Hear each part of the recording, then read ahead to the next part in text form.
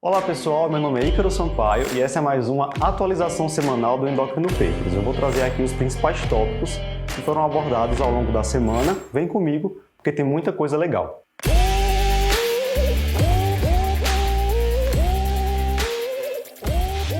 A nossa semana começou na segunda-feira.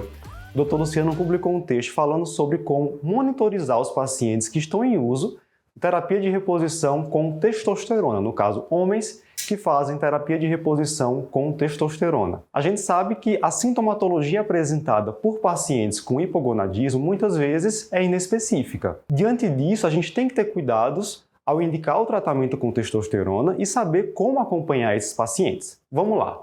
No acompanhamento, a gente tem que observar duas coisas. Em primeiro lugar, sintomatologia. Se você está tratando um paciente que diagnosticou um hipogonadismo, por exemplo, por disfunção erétil, redução da libido, astenia, redução da força muscular, a gente tem que estar atento se esses sintomas estão melhorando. Em segundo lugar, avaliação laboratorial dos níveis de testosterona.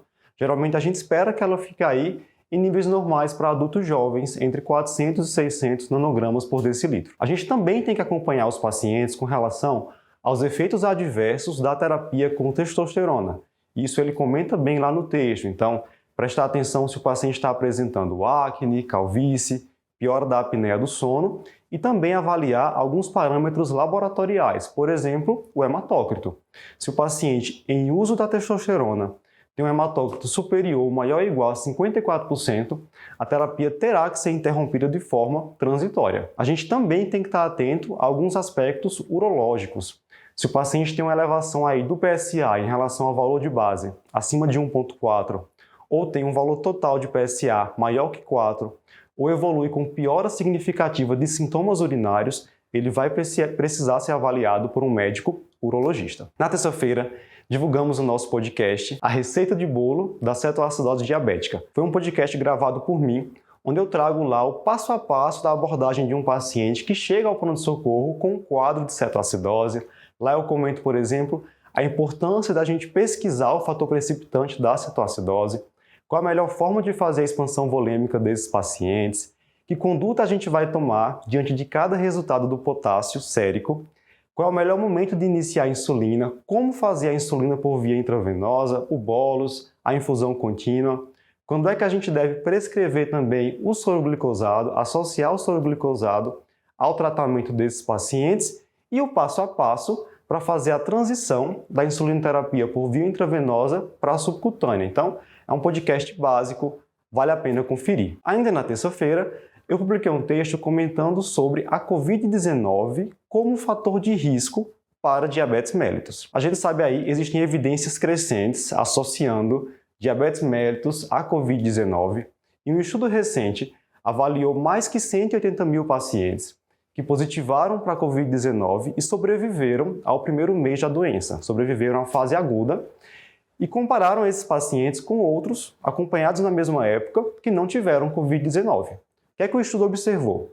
Que os pacientes que positivaram para a Covid tiveram um risco 40% maior de evoluir com diabetes, principalmente diabetes mellitus tipo 2. Esse risco esteve associado à gravidade da doença, então os pacientes que necessitaram de hospitalização e principalmente hospitalização em UTI tiveram um risco mais alto de incidência de diabetes, mas preste atenção, mesmo aqueles pacientes que não necessitaram de internação também tiveram um risco mais alto de diabetes. E esse não foi um resultado isolado, existem outros trabalhos aí, estudos observacionais também, que têm mostrado essa associação entre Covid-19 e diabetes, principalmente no primeiro ano após a recuperação.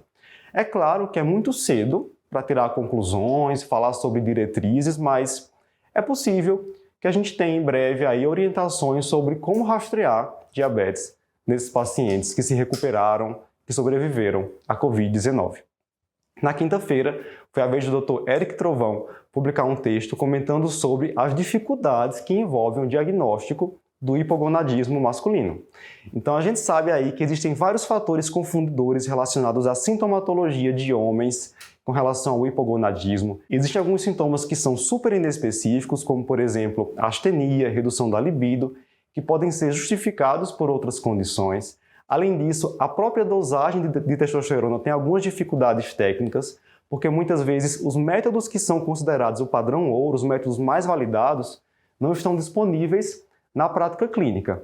E os próprios pontos de corte para diagnóstico de hipogonadismo são ainda um foco de controvérsia. Então a gente tem que seguir um passo a passo para tentar facilitar esse processo do diagnóstico. Então, primeira coisa, buscar no paciente sinais e sintomas que sejam mais específicos do hipogonadismo. Então, atrofia testicular, infertilidade, ginecomastia, redução da pilificação, perda da ereção espontânea noturna, são sinais e sintomas mais específicos que realmente falam a favor de que exista um hipogonadismo. Do ponto de vista laboratorial, a gente tem que estar atento às situações que podem elevar a SHBG, que é a globulina ligadora de hormônios sexuais, como, por exemplo, o hipertireoidismo, ou ainda reduzir a SHBG, que é o que faz, por exemplo, a obesidade. Porque nessas situações, os níveis da testosterona total podem estar falsamente elevados ou reduzidos. E nesses casos, nós vamos precisar dosar a testosterona livre, ou melhor, encontrar o valor da testosterona livre calculada com base no resultado da testo total, da albumina e da SHBG. Outra situação em que a gente deve também dosar a testosterona livre é naqueles pacientes que apresentam uma testo total na zona cinzenta, entre 200 e 400 nanogramas por decilitro. E com relação à testosterona livre, também existe controvérsia acerca de qual seria o ponto de corte para diagnóstico de hipogonadismo, mas se a gente utilizar a testosterona livre calculada, o ponto de corte seria aí de 6,5 a 7. Abaixo disso, a gente pode dizer que o paciente tem hipogonadismo. Enfim, realmente é um diagnóstico cercado de dificuldades, mas se a gente seguir esse passo a passo, isso pode facilitar, permitir um diagnóstico correto e o início de tratamento oportuno. Se você gostou desse resumão, deixe seu comentário. Se tiver algum conteúdo desses que te chamou mais atenção, despertou o seu interesse, não esquece de ir lá no Instagram, YouTube, Spotify, conferir esse conteúdo na íntegra e até a próxima.